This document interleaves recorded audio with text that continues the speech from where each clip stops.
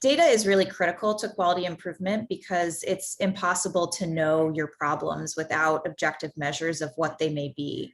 But we feel in the QVP program that just the existence of data is really not enough to further quality improvement. There's really an overabundance of data in the healthcare system, but it's really the processes of careful and focused review and processes to review these data, find the problems, and then have avenues in order to address them. That's the, really the critical part of having data to further surgical quality improvement.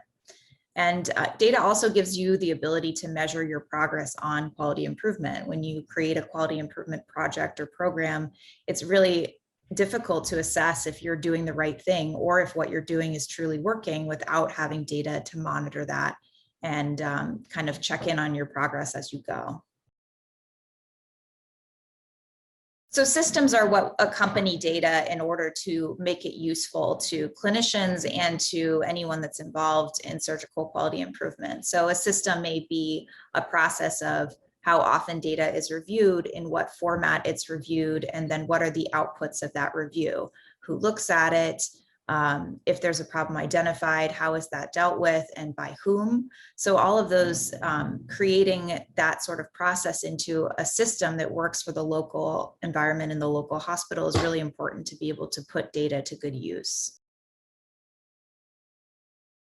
I do think that the literature is robust enough to support the standards in this program.